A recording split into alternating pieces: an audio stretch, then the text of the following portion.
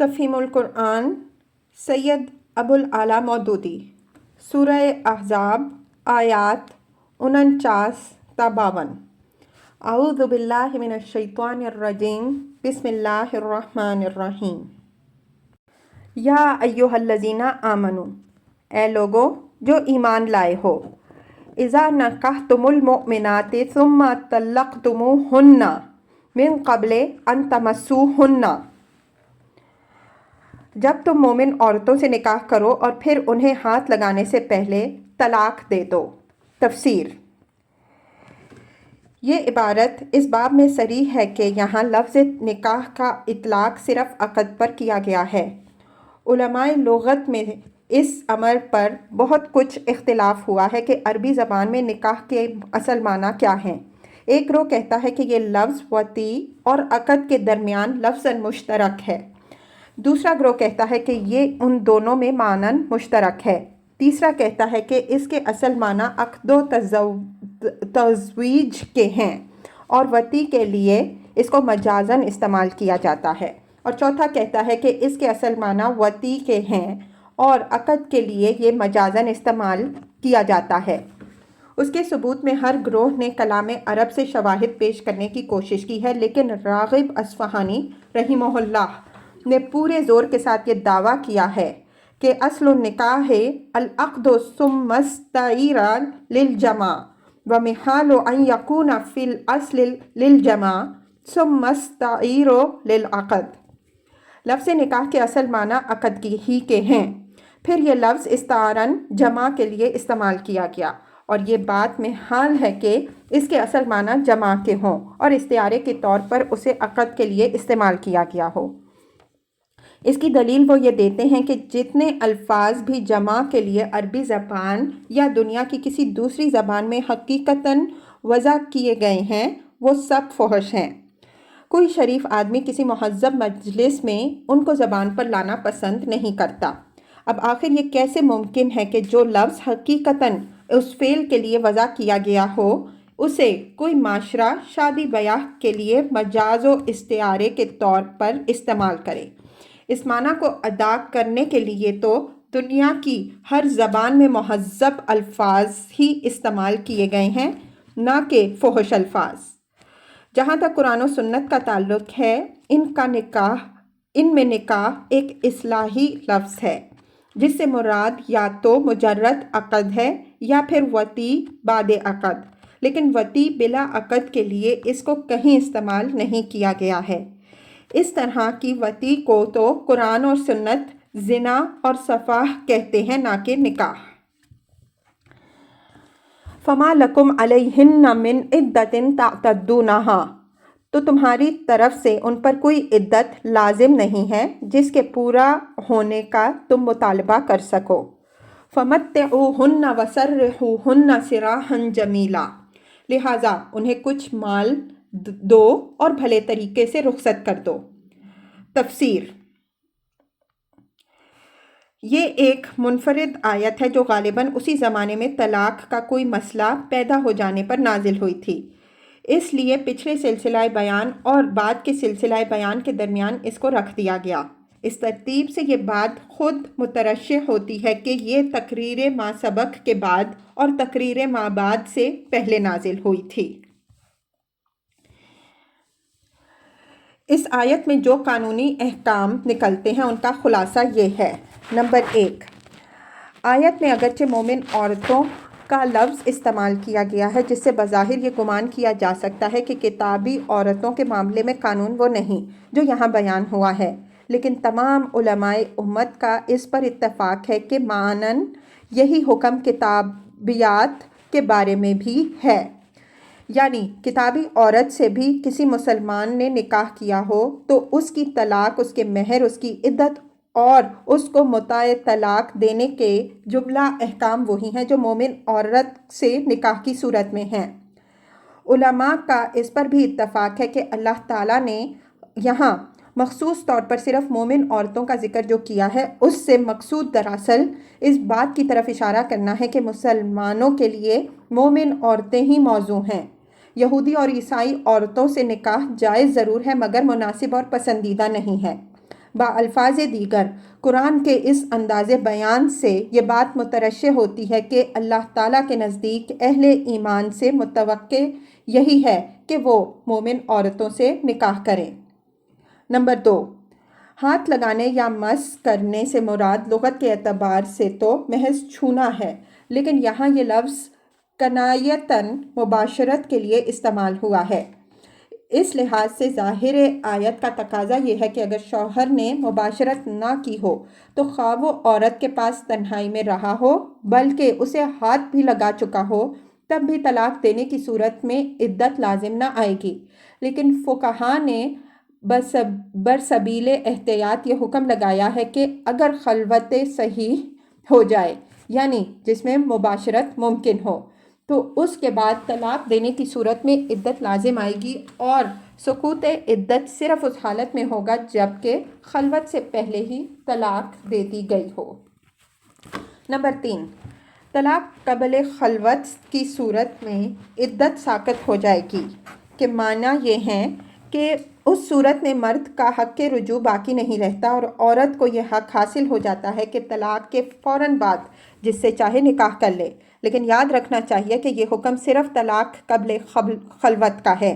اگر خلوت سے پہلے عورت کا شوہر مر جائے تو اس صورت میں عدت وفات ساقط نہیں ہوتی، بلکہ عورت کو وہی 4 مہینے 10 دن کی عدت گزارنی ہوتی ہے جو منکوحہ مدخولہ کے لیے واجب ہے۔ عدت سے مراد وہ مدت ہے جس کے گزارنے سے پہلے عورت کے لیے دوسرا نکاح جائز نہ ہو۔ نمبر 4، ما لکم علیہن من عدہ، تمہارے لیے ان پر کوئی عدت لازم نہیں، کہ الفاظ اس امر پر دلالت کرتے ہیں کہ عدت عورت پر مرد کا حق ہے، لیکن اس کا یہ مطلب نہیں ہے کہ یہ صرف مرد ہی کا حق ہے۔ دراصل اس میں 2 حق اور بھی واجب ہیں، ایک حق اولاد اور دوسرے اللہ یا حق شرع۔ مرد کا حق وہ اس بنا ہے کہ اس دوران میں اس کو رجوع کر لینے کا حق ہے، نیز اس بنا پر کہ اس کی اولاد کے نسب کا ثبوت اس بات پر منحصر ہے کہ عدت کے زمانے میں عورت کا حاملہ ہونا یا نہ ہونا ظاہر ہو جائے۔ اولاد کا حق اس میں شامل ہونے کی وجہ یہ ہے کہ اپنے باپ سے بچے کے نسب کا ثابت ہونا اس کے قانونی حقوق قائم ہونے کے لیے ضروری ہے، اور اس کے اخلاقی مرتبے کا انحصار بھی اس امر پہ ہے کہ اس کا نسب مشتبہ نہ ہو۔ پھر اس میں حق اللہ یا حق شرع اس لیے شامل ہو جاتا ہے کہ اگر لوگوں کو اپنے اور اپنی اولاد کے حقوق کی پرواہ نہ بھی ہو تو خدا کی شریعت ان حقوق کی حفاظت ضروری سمجھتی ہے۔ یہی وجہ ہے کہ اگر کوئی مرد کسی عورت کو یہ پروانہ بھی لکھ کر دے دے کہ میرے مرنے کے بعد مجھ سے طلاق لے لینے کے بعد تیرے اوپر میری طرف سے کوئی عدت واجب نہ ہوگی، تب بھی شریعت کسی حال میں اس کو ساقط نہ کرے گی۔ نمبر 5، فَمَتِّعُوهُنَّ وَسَرِّحُوهُنَّ سِرَاحًا جَمِيلًا، ان کو کچھ مال دو اور بھلے طریقے سے رخصت کر دو۔ اس حکم کا منشا 2 طریقوں میں سے کسی ایک طریقے پر پورا کرنا ہوگا۔ اگر نکاح کے وقت مہر مقرر کیا گیا تھا اور پھر خلوت سے پہلے طلاق دے دی گئی تو اس صورت میں نصف مہر دینا واجب ہوگا، جیسا کہ سورہ بقرہ آیت 237 میں ارشاد ہوا ہے۔ اس واجب سے زائد کچھ دینا لازم نہیں مگر مستحب ہے۔ مثلاً یہ بات پسندیدہ ہے کہ نصف مہر دینے کے ساتھ مرد وہ جوڑا بھی عورت کے پاس ہی رہنے دے جو دلہن بننے کے لیے اسے بھیجا گیا تھا، یا اور کچھ سامان اگر شادی کے موقع پر اسے دیا گیا تھا تو وہ واپس نہ لے۔ لیکن اگر نکاح کے وقت مہر مقرر نہ کیا گیا ہو تو اس صورت میں عورت کو کچھ نہ کچھ دے کر رخصت کرنا واجب ہے، اور یہ کچھ نہ کچھ آدمی کی حیثیت اور مقدرت کے مطابق ہونا چاہیے، جیسا کہ سورہ بقرہ کی آیت 236 میں فرمایا گیا ہے۔ علماء کا ایک گروہ اس بات کا بھی قائل ہے کہ متع طلاق دینا بہرحال واجب ہے، خواہ مہر مقرر کیا گیا ہو یا نہ کیا گیا ہو۔ اسلامی فقہ کی اصطلاح میں متع طلاق اس مال کو کہتے ہیں جو طلاق دے کر رخصت کرتے وقت عورت کو دیا جائے۔ نمبر 6، بھلے طریقے سے رخصت کرنے کا مطلب صرف اتنا ہی نہیں ہے کہ عورت کو کچھ نہ کچھ دے کر رخصت کیا جائے، بلکہ اس میں یہ بات بھی شامل ہے کہ کسی تھکہ فدیحی کے بغیر شریفانہ طریقے سے علیحدگی اختیار کی جائے۔ ایک آدمی کو اگر عورت پسند نہیں آئی یا کوئی اور وجہ شکایت پیدا ہوئی جس کی بنا پر وہ عورت کو نہیں رکھنا چاہتا، تو بھلے آدمیوں کی طرح اسے طلاق دے کر رخصت کر دے۔ یہ نہیں ہونا چاہیے کہ وہ اس کے عیوب لوگوں کے سامنے بیان کرے اور اپنی شکایتوں کے دفتر کھولے تاکہ کوئی دوسرا بھی اس عورت کو قبول کرنے کے لیے تیار نہ ہو۔ قرآن کے اس ارشاد سے صاف طور پر ظاہر ہوتا ہے کہ طلاق کے نفاذ کو کسی پنچایت یا عدالت کی اجازت کے ساتھ معلق کرنا خدائی تشریع کی حکمت و مصلحت کے بالکل خلاف ہے، کیونکہ اس صورت میں بھلے طریقے سے رخصت کرنے کا کوئی امکان نہیں رہتا، بلکہ مرد نہ بھی چاہے تو تھکہ فضیحتی اور بدنامی اور رسوائی ہو کر رہتی ہے۔ علاوہ بریں آیت کے الفاظ میں اس امر کی کوئی گنجائش بھی نہیں ہے کہ مرد کا اختیار طلاق کسی پنچایت یا عدالت کی اجازت کے ساتھ مشروط ہو۔ آیت بالکل صراحت کے ساتھ ناکح کو طلاق کا اختیار دے رہی ہے اور اسی پر یہ ذمہ داری ڈال رہی ہے کہ اگر وہ ہاتھ لگانے سے پہلے عورت کو چھوڑنا چاہے تو لازماً نصف مہر دے کر یا اپنی حیثیت کے مطابق کچھ مال دے کر چھوڑے۔ اس آیت کا مقصود صاف یہ معلوم ہوتا ہے کہ طلاق کو کھیل بننے سے روکنے کے لیے مرد پر مالی ذمہ داری کا ایک بوجھ ڈال دیا جائے تاکہ وہ خود ہی اپنے اختیار طلاق کو سوچ سمجھ کر استعمال کرے اور وہ خاندانوں کے اندرونی معاملے میں کسی بیرونی مداخلت کی نوبت نہ آنے پائے، بلکہ شوہر سرے سے کسی کو یہ بتانے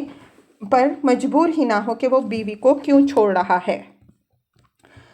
نمبر 7، ابن عباس رضی اللہ عنہ، سعید بن مسیب رحمہ اللہ، حسن بصری رحمہ اللہ، علی بن حسین زین العابدین رحمہ اللہ، امام شافعی رحمہ اللہ، امام احمد بن حنبل رحمہ اللہ نے آیت کے الفاظ "جب تم نکاح کرو پھر طلاق دے دو" سے یہ استدلال کیا ہے کہ طلاق اسی صورت میں واقع ہوتی ہے جب کہ اس سے پہلے نکاح ہو چکا ہو۔ نکاح سے پہلے طلاق بے اثر ہے، اس لیے اگر کوئی شخص یوں کہے کہ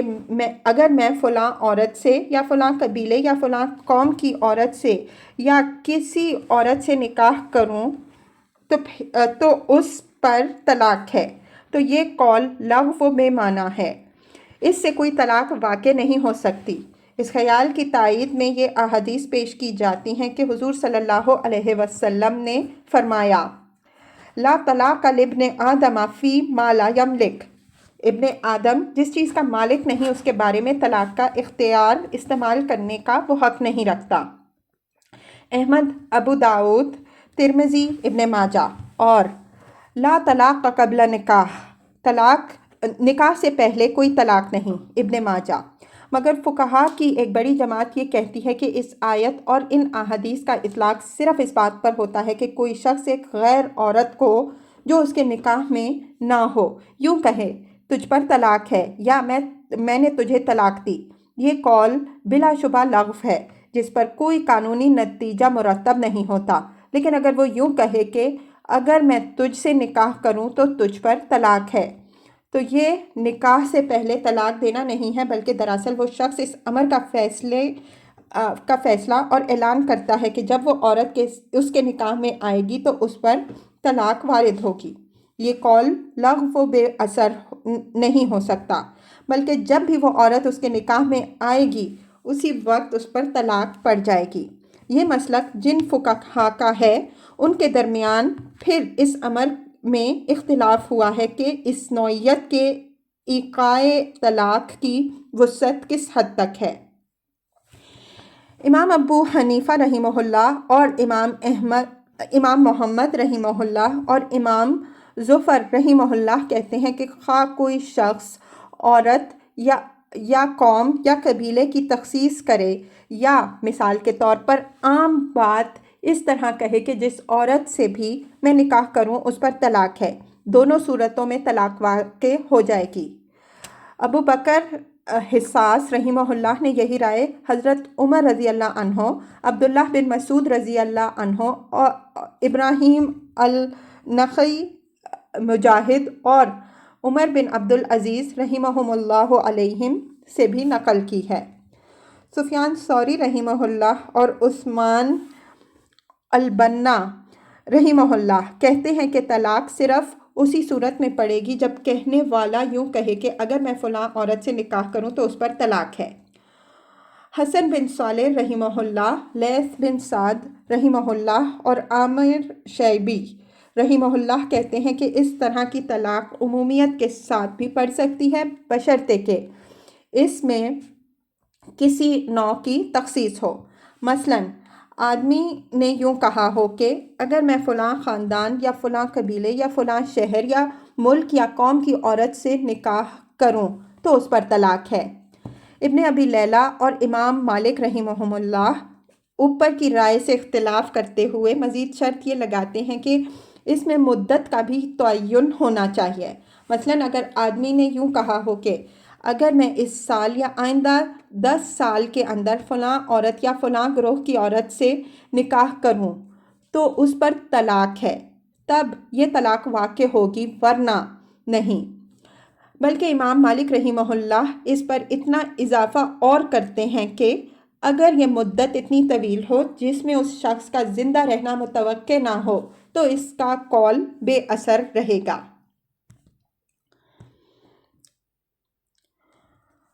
یا ایہا النبی، اے نبی صلی اللہ علیہ وسلم، انا احللنا لک ازواجک اللاتی آتیت اجورہن، ہم نے تمہارے لیے حلال کر دیں تمہاری وہ بیویاں جن کے مہر تم نے ادا کیے۔ تفسیر: یہ دراصل جواب ہے ان لوگوں کے اعتراض کا جو کہتے تھے کہ محمد صلی اللہ علیہ وسلم دوسرے لوگوں کے لیے تو بیک وقت 4 سے زیادہ بیویاں رکھنا ممنوع قرار دیتے ہیں، مگر خود انہوں نے یہ 5ویں بیوی کیسے کر لی؟ اس اعتراض کی بنیاد یہ تھی کہ حضرت زینب رضی اللہ عنہا سے نکاح کے وقت نبی صلی اللہ علیہ وسلم کی 4 بیویاں موجود تھیں۔ حضرت سودا رضی اللہ عنہا جن سے 3 سال قبل ہجرت میں آپ صلی اللہ علیہ وسلم نے نکاح کیا تھا۔ دوسری حضرت عائشہ رضی اللہ عنہا جن سے نکاح تو 3 سال قبل ہجرت ہو چکا تھا مگر ان کی رخصتی شوال 1 ہجری میں ہوئی تھی۔ تیسری حضرت حفصہ رضی اللہ عنہا جن سے شعبان 3 ہجری میں آپ کا نکاح ہوا، اور چوتھی حضرت ام سلمہ رضی اللہ عنہا جنہیں حضور صلی اللہ علیہ وسلم نے شوال 4 ہجری میں زوجیت کا شرف عطا فرمایا۔ اسی طرح حضرت زینب رضی اللہ عنہا آپ صلی اللہ علیہ وسلم کی 5ویں بیوی تھیں۔ اس پر کفار و منافقین جو اعتراض کر رہے تھے اس کا جواب اللہ تعالیٰ یہ دے رہا ہے کہ اے نبی صلی اللہ علیہ وسلم،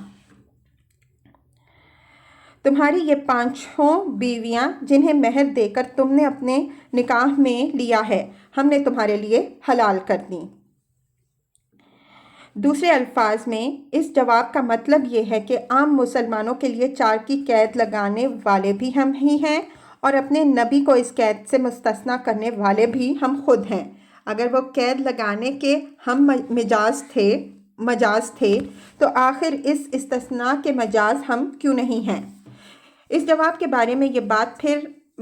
ملحوظ خاطر رکھنی چاہیے کہ اس سے مقصود کفار و منافقین کو مطمئن کرنا نہیں بلکہ ان مسلمانوں کو مطمئن کرنا تھا جن کے دلوں میں مخالفین اسلام وسوسے ڈالنے کی کوشش کر رہے تھے۔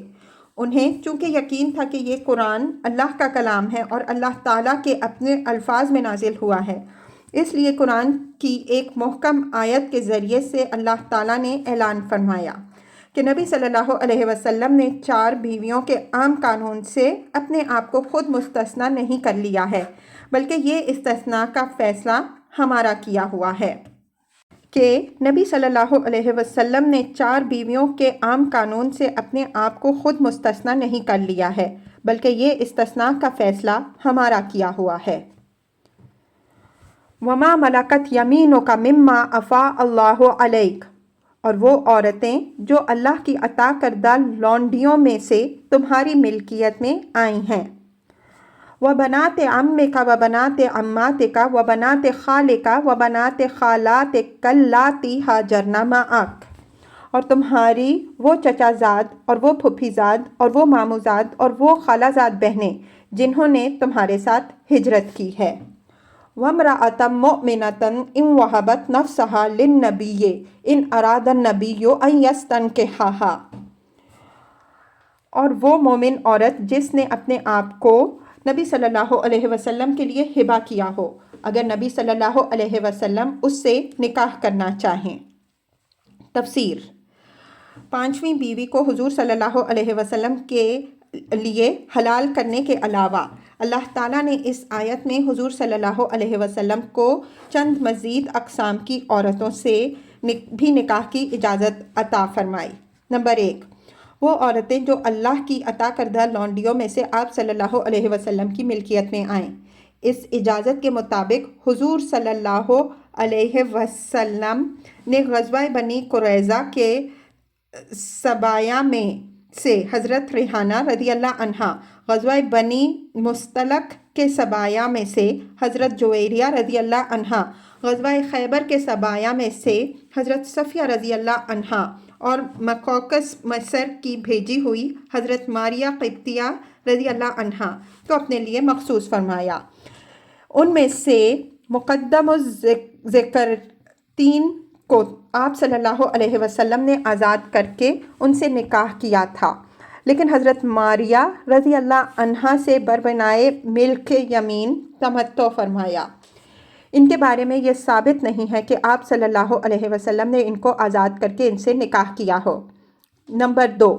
आप सल्लल्लाहु अलैहि वसल्लम की चचाजाद, मामूजाद, फुप्पीजाद और खालाजाद बहनों में से वो ख़वातीन जिन्होंने हिजरत में आप सल्लल्लाहु अलैहि वसल्लम का साथ दिया हो। आयत में आप सल्लल्लाहु अलैहि वसल्लम के साथ हिजरत करने का जो ज़िक्र आया है उसका मतलब ये नहीं है कि वो हिजरत के सफ़र में आप सल्लल्लाहु अलैहि वसल्लम के साथ रही हों, बल्कि ये था कि वो भी इस्लाम की खातिर राह खुदा में हिजरत कर चुकी हों। हुजूर सल्लल्लाहु अलैहि वसल्लम को ये इख्तियार दिया गया कि इन रिश्तेदार महाजिर ख़वातीन में से भी आप सल्लल्लाहु अलैहि वसल्लम जिससे चाहे निकाह कर सकते हैं। चुनांचे इस इजाज़त के मुताबिक आप सल्लल्लाहु अलैहि वसल्लम ने सन 7 हिजरी में हज़रत उम्मे हबीबा रज़ी अल्लाह अन्हा से निकाह फरमाया। ज़िम्नन इस आयत में ये सराहत भी है कि चचा, मामू, फुफी और खाला की बेटियां एक मुसलमान के लिए हलाल हैं। इस मामले में इस्लामी शरीयत ईसाई और यहूदी दोनों मज़हबों से मुख्तलिफ है। ईसाइयों के यहाँ किसी ऐसी औरत से निकाह नहीं हो सकता जिससे 7 पुश्त तक मर्द का नसब मिलता हो,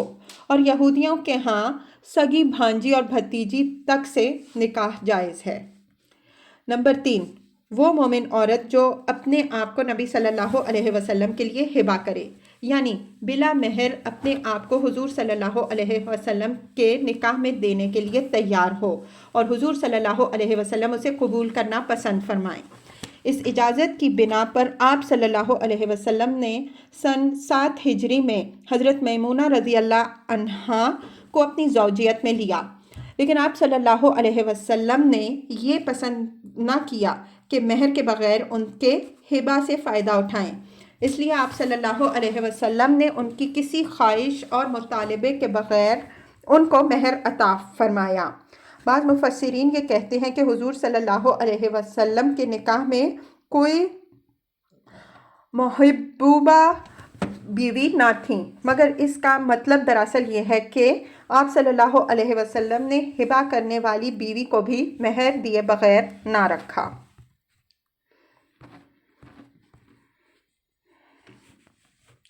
खालिसतन लका मिन दूनिल मुमिनीन, ये रियायत खालिसतन तुम्हारे लिए है, दूसरे मोमिनों के लिए नहीं। तफसीर, इस फ़िक्रे का ताल्लुक़ अगर सिर्फ़ करीब के फ़िक्रे से माना जाए तो मतलब ये होगा कि दूसरे किसी मुसलमान के लिए ये जायज़ नहीं है कि कोई औरत अपने आप को उसके लिए हिबा करे और वह बिला महर उससे निकाह कर ले। और अगर इसका ताल्लुक़ ऊपर की पूरी इबारत से माना जाए तो इससे मुराद होगी कि 4 से ज़्यादा निकाह करने की रियायत भी सिर्फ़ हुजूर सल्लल्लाहु अलैहि वसल्लम के लिए है, आम मुसलमानों के लिए नहीं। इस आयत से ये बात भी मालूम हुई کہ کچھ احکام نبی صلی اللہ علیہ وسلم کے لیے خاص ہیں جن میں امت کے دوسرے لوگ آپ صلی اللہ علیہ وسلم کے ساتھ شریک نہیں ہیں۔ قرآن و سنت کے تتبع سے ایسے متعدد احکام کا پتہ چلتا ہے۔ مثلاً حضور صلی اللہ علیہ وسلم کے لیے نماز تہجد فرض کی گئی اور باقی تمام امت کے لیے وہ نفل ہے۔ آپ صلی اللہ علیہ وسلم اور آپ صلی اللہ علیہ وسلم کے خاندان والوں کے لیے صدقہ لینا حرام ہے اور کسی دوسرے کے لیے وہ حرام نہیں۔ آپ صلی اللہ علیہ وسلم کی میراث تقسیم نہ ہو سکتی تھی، باقی سب کی میراث کے لیے وہ احکام ہیں جو سورہ نساء میں بیان ہوئے ہیں۔ اور آپ صلی اللہ علیہ وسلم کے لیے 4 سے زائد بیویاں حلال کی گئیں۔ بیویوں کے درمیان عدل آپ صلی اللہ علیہ وسلم پر واجب نہیں کیا گیا۔ اپنے نفس کو ہبہ کرنے والی عورت سے بلا مہر نکاح کرنے کی آپ صلی اللہ علیہ وسلم کو اجازت دی گئی، اور آپ صلی اللہ علیہ وسلم کی وفات کے بعد آپ صلی اللہ علیہ وسلم کی بیویاں تمام امت پر حرام کر دی گئیں۔ ان میں سے کوئی خصوصیت بھی ایسی نہیں ہے جو حضور صلی اللہ علیہ وسلم کے علاوہ کسی مسلمان کو حاصل ہو۔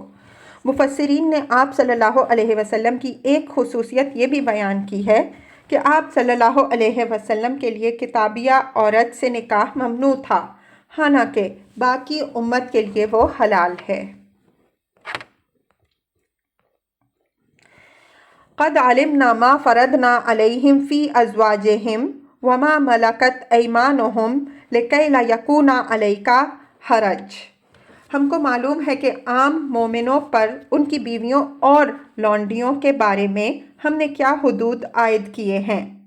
تمہیں ان حدود سے ہم نے اس لیے مستثنیٰ کیا تاکہ تمہارے اوپر کوئی تنگی نہ ہو۔ تفسیر: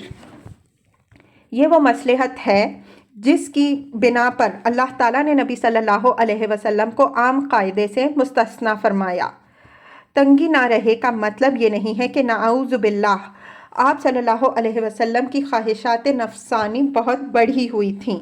اس لیے آپ صلی اللہ علیہ وسلم کو بہت سی بیویاں کرنے کی اجازت دی گئی تاکہ آپ صلی اللہ علیہ وسلم صرف 4 بیویوں تک محدود رہنے میں کوئی تنگی محسوس نہ فرمائیں۔ اس فقرے کا یہ مطلب صرف وہی شخص لے سکتا ہے جو تعصب میں اندھا ہو کر اس بات کو بھول جائے کہ محمد صلی اللہ علیہ وسلم نے 25 سال کی عمر میں ایک ایسی خاتون سے شادی کی تھی جن کی عمر اس وقت 40 سال تھی، اور پورے 25 برس تک آپ صلی اللہ علیہ وسلم ان کے ساتھ نہایت خوشگوار ازدواجی زندگی بسر کرتے رہے۔ پھر جب ان کا انتقال ہو گیا تو آپ صلی اللہ علیہ وسلم نے ایک اور سن رسیدہ خاتون حضرت سودا رضی اللہ عنہا سے نکاح کیا، اور پورے 4 سال تک تنہا وہی آپ صلی اللہ علیہ وسلم کی بیوی رہیں۔ اب آخر کون صاحب عقل اور ایماندار آدمی یہ تصور کر سکتا ہے کہ 53 سال کی عمر سے گزر جانے کے بعد یکایک حضور صلی اللہ علیہ وسلم کی خواہشات نفسانی بڑھتی چلی گئیں اور آپ صلی اللہ علیہ وسلم کو زیادہ سے زیادہ بیویوں کی ضرورت پیش آنے لگی۔ دراصل تنگی نہ رہے کا مطلب سمجھنے کے لیے ضروری ہے کہ آدمی ایک طرف تو اس کار عظیم کو نگاہ میں رکھے جس کی ذمہ داری اللہ تعالیٰ نے آپ صلی اللہ علیہ وسلم کے اوپر ڈالی تھی، اور دوسری طرف ان حالات کو سمجھے جن میں یہ کار عظیم انجام دینے کے لیے حضور صلی اللہ علیہ وسلم کو مامور کیا گیا تھا۔ تعصب سے ذہن کو پاک کر کے جو شخص بھی ان دونوں حقیقتوں کو سمجھ لے گا وہ بخوبی جان لے گا کہ بیویوں کے معاملے میں آپ صلی اللہ علیہ وسلم کو کھلی اجازت دینا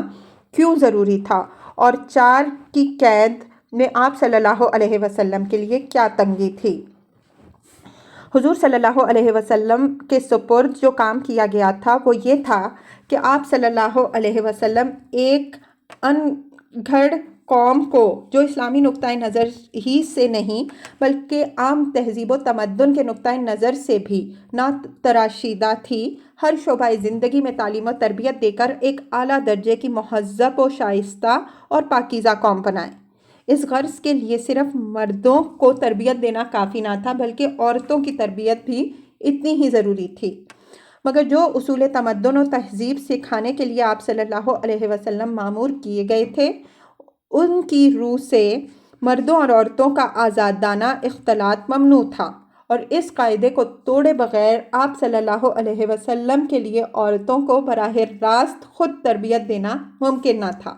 اس بنا پر عورتوں میں کام کرنے کی صرف یہی ایک صورت آپ صلی اللہ علیہ وسلم کے لیے ممکن تھی کہ مختلف عمروں اور ذہنی صلاحیتوں کی متعدد خواتین سے آپ صلی اللہ علیہ وسلم نکاح کریں، ان کو براہ راست خود تعلیم و تربیت دے کر اپنی مدد کے لیے تیار کریں، اور پھر ان سے شہری و بدوی اور جوان اور ادھیڑ اور بوڑھی ہر قسم کی عورتوں کو دین سکھانے اور اخلاق و تہذیب کے نئے اصول سمجھانے کا کام کریں۔ اس کے علاوہ نبی صلی اللہ علیہ وسلم کے سپرد یہ خدمت بھی کی گئی کہ پرانے جاہلی نظام زندگی کو ختم کر کے اس کی جگہ اسلامی نظام زندگی عملاً قائم کر دیں۔ اس خدمت کی انجام دہی میں جاہلی نظام کے علمبرداروں سے جنگ ناگزیر تھی، اور یہ کشمکش ایک ایسے ملک میں پیش آ رہی تھی جہاں قبائلی طرز زندگی اپنی مخصوص روایات کے ساتھ رائج تھا۔ ان حالات میں دوسری تدابیر کے ساتھ آپ صلی اللہ علیہ وسلم کے لیے یہ بھی ضروری تھا کہ آپ صلی اللہ علیہ وسلم مختلف خاندانوں میں نکاح کر کے بہت سی دوستیوں کو پختہ اور بہت سی عداوتوں کو ختم کر دیں۔ چنانچہ جن خواتین سے آپ صلی اللہ علیہ وسلم نے شادیاں کیں، ان کے ذاتی اوصاف کے علاوہ ان کے انتخاب میں یہ مصلحت کم و بیش شامل تھی۔ حضرت عائشہ رضی اللہ عنہا اور حضرت حفصہ رضی اللہ عنہا کے ساتھ نکاح کر کے آپ صلی اللہ علیہ وسلم نے حضرت ابو بکر اور حضرت عمر رضی اللہ عنہما کے ساتھ اپنے تعلقات کو اور زیادہ گہرا اور مستحکم کر لیا۔ حضرت ام سلمہ رضی اللہ عنہا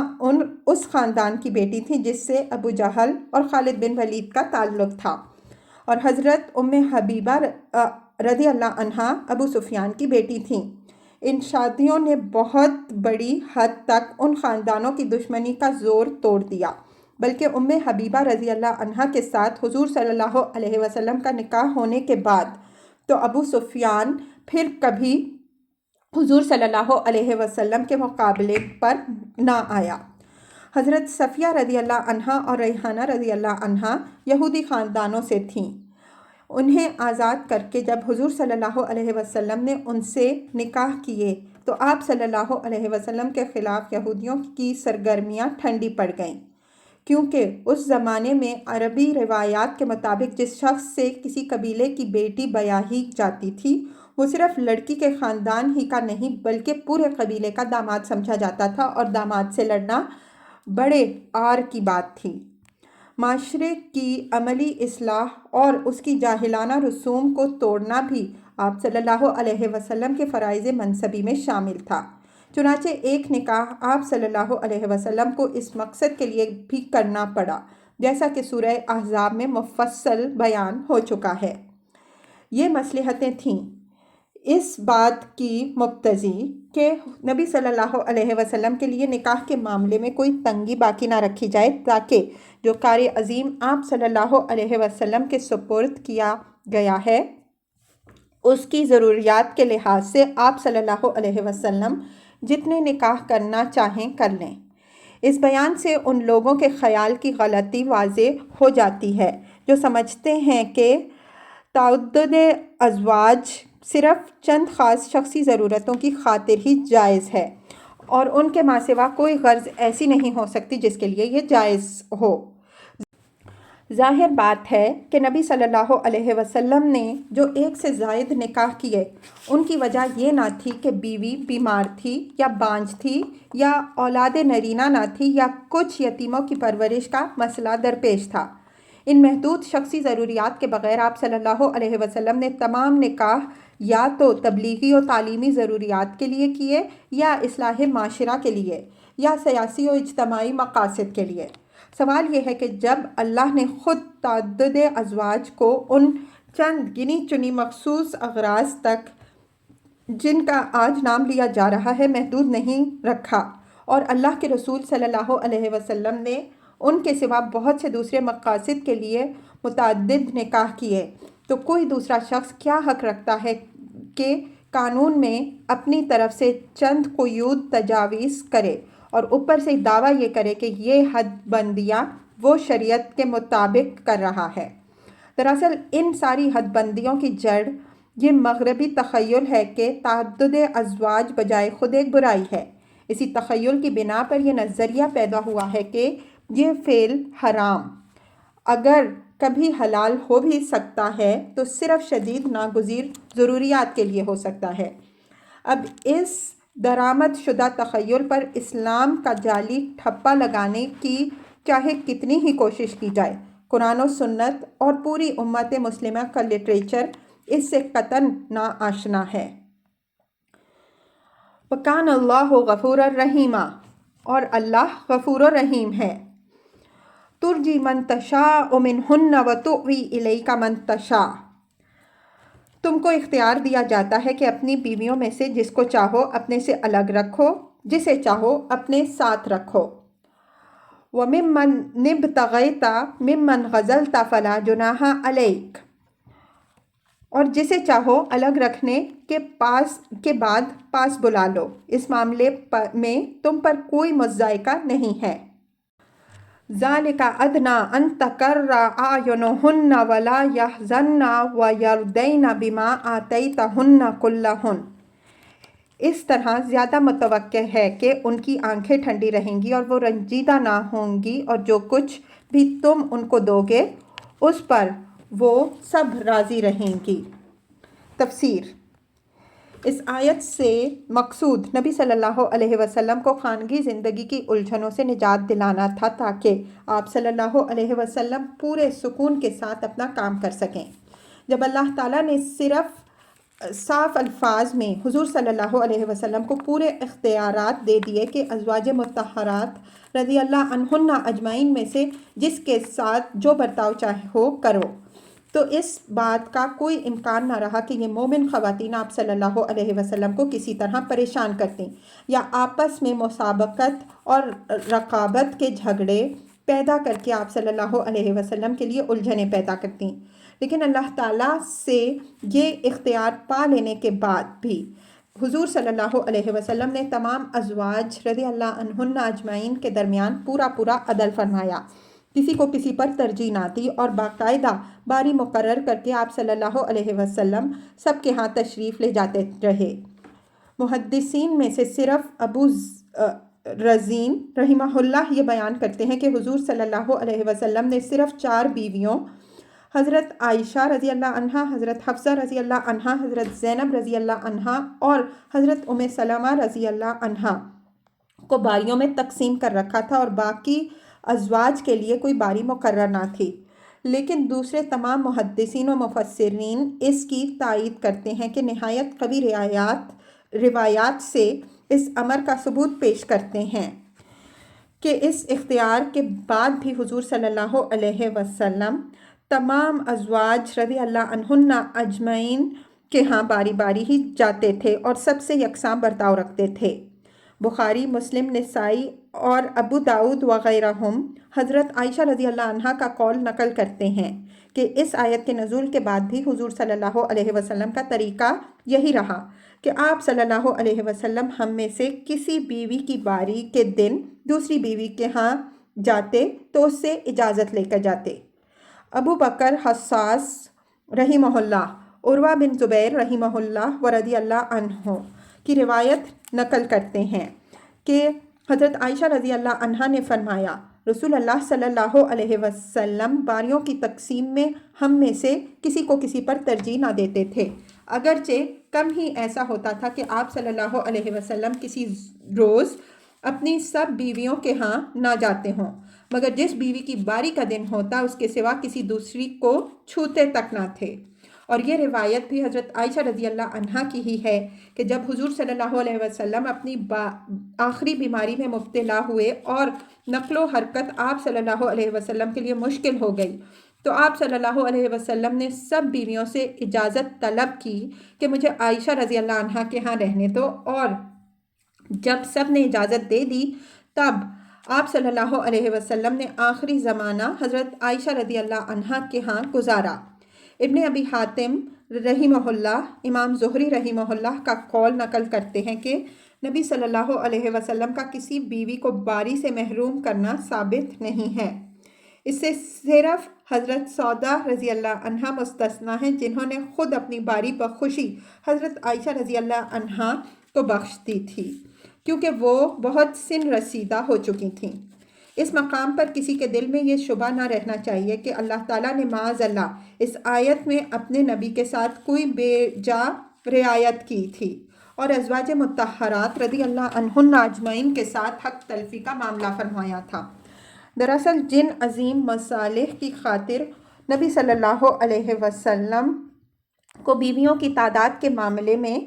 عام قاعدے سے مستثنیٰ کیا گیا تھا، انہی مصالح کا تقاضا یہ بھی تھا کہ آپ صلی اللہ علیہ وسلم کو خانگی زندگی کا سکون بہم پہنچایا جائے اور ان اسباب کا سد باب کیا جائے جو آپ صلی اللہ علیہ وسلم کے لیے پریشان خاطری کے موجب ہو سکتے ہیں۔ ازواج مطہرات رضی اللہ عنہن اجمعین کے لیے یہ ایک بہت بڑا شرف تھا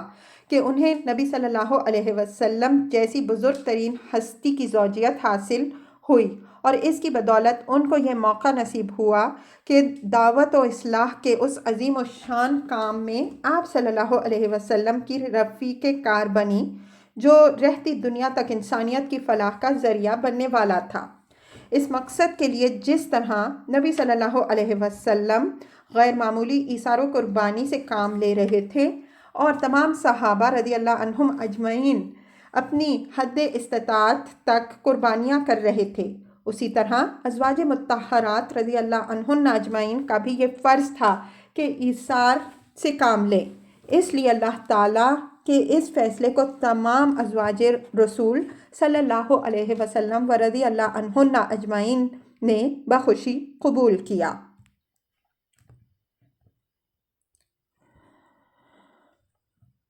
واللہ یعلم ما فی قلوبکم، اللہ جانتا ہے جو کچھ تم لوگوں کے دلوں میں ہے۔ وَكَانَ اللَّهُ عَلِيمًا حَلِيمًا، اور اللہ علیم اور حلیم ہے۔ تفسیر: یہ تنبیہ ہے ازواج مطہرات رضی اللہ عنہن اجمعین کے لیے بھی اور دوسرے تمام لوگوں کے لیے بھی۔ ازواج مطہرات رضی اللہ عنہن اجمعین کے لیے تنبیہ اس بات کی ہے کہ اللہ کا یہ حکم آ جانے کے بعد اگر وہ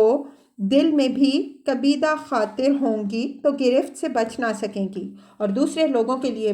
اس میں یہ تنبیہ ہے کہ نبی صلی اللہ علیہ وسلم کی ازدواجی زندگی کے متعلق کسی طرح کی بدگمانی بھی اگر انہوں نے اپنے دل میں رکھی یا فکر و خیال کے کسی گوشے میں بھی کوئی وسوسہ پالتے رہے